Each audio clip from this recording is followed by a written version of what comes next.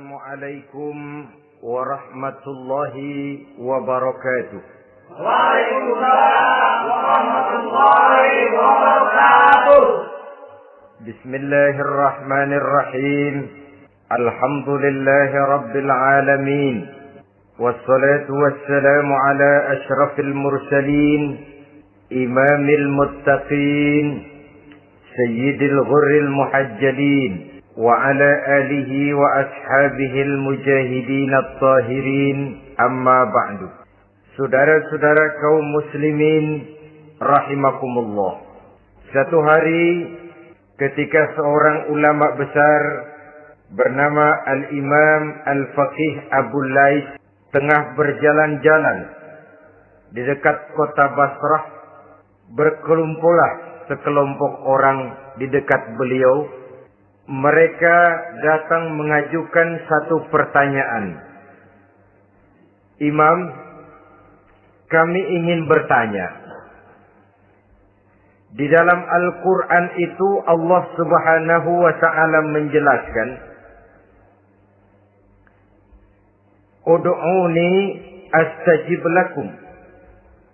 Berdoalah kepadaku, aku akan jawab doamu. Mintalah kepadaku, aku kabulkan permintaanmu. Itu dan begitu janji Allah di dalam Al-Quran. Kami, kata orang-orang tadi, sudah lama berdoa kepada Allah. Tapi kenapa sampai sekarang doa kami ini belum dikabulkan? Katanya, Ud'uni astajib lakum. Kalau kamu berdoa, aku jawab, aku penuhi, aku kabulkan doamu. Itu janji Allah. Kami sudah lama berdoa pagi, sore, siang, malam. Nyatanya sampai sekarang doa kami belum dikabulkan. Ini bagaimana? Apa ayat Quran salah? Apa Tuhan lagi lempengan gak denger?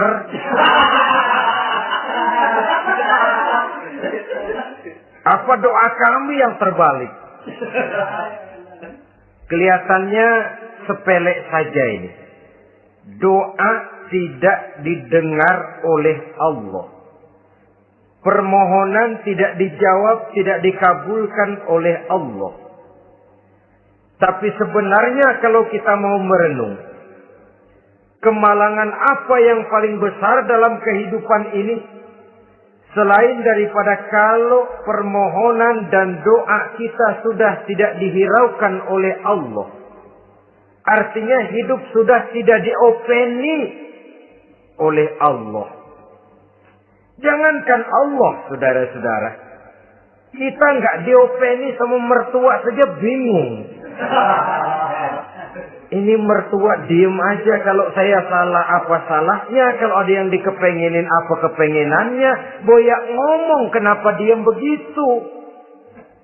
Ini tidak diopeni oleh Allah. Kemalangan apa yang lebih malang selain daripada kalau doa sudah tidak didengar oleh Allah. Itu sudah kemalangan yang paling malang, lebih malang dari kota Malang saya kira.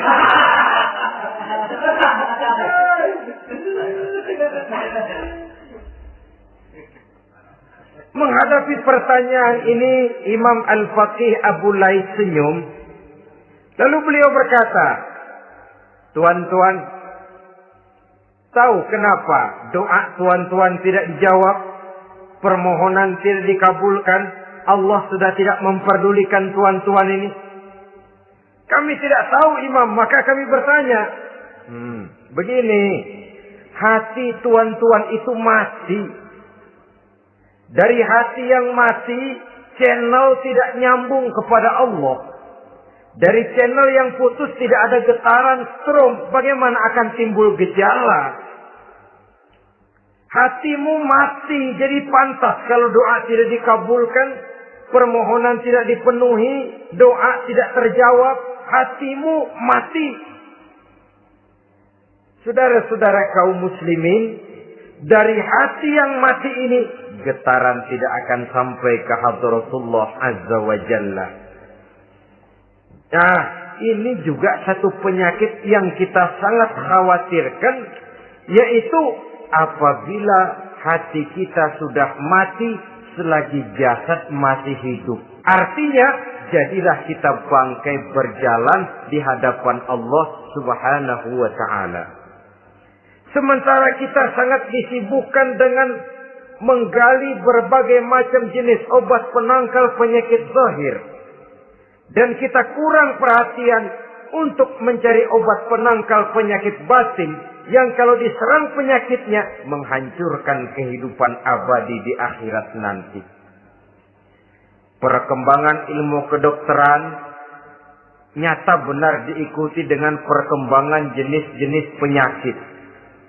Makin maju ilmu kedokteran, makin modern penyakit. Ngerti juga rupanya itu penyakit. Dulu kita tidak kenal yang namanya AIDS. Kita tidak tahu yang namanya liver. Kita tidak kenal yang namanya stres. Paling yang banyak Zika, masuk angin, dan sebagainya. Tapi baiklah. Penyakit-penyakit batin yang menyebabkan hati menjadi mati.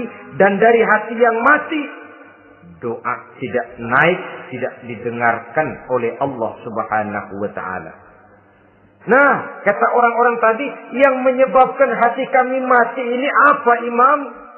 Beliau menjawab, pertama, araftumullaha wa lam tu'tuhu haqqahu. Yang menyebabkan hatimu jadi mati, pertama, kamu kenal benar kepada Allah.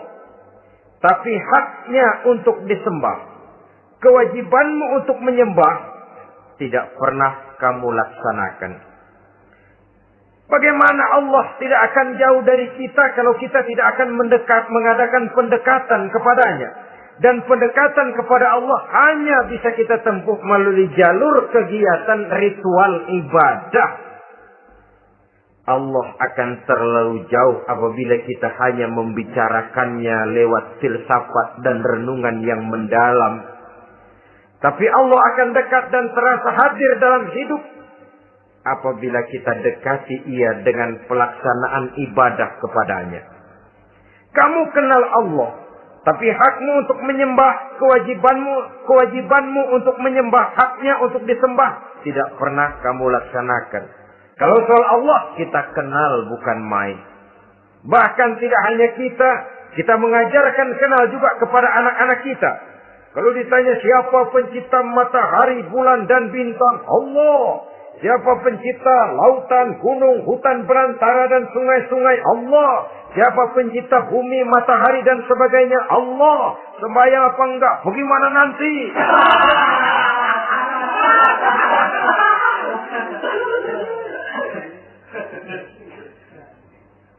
Tanpa pendekatan, Allah akan jauh.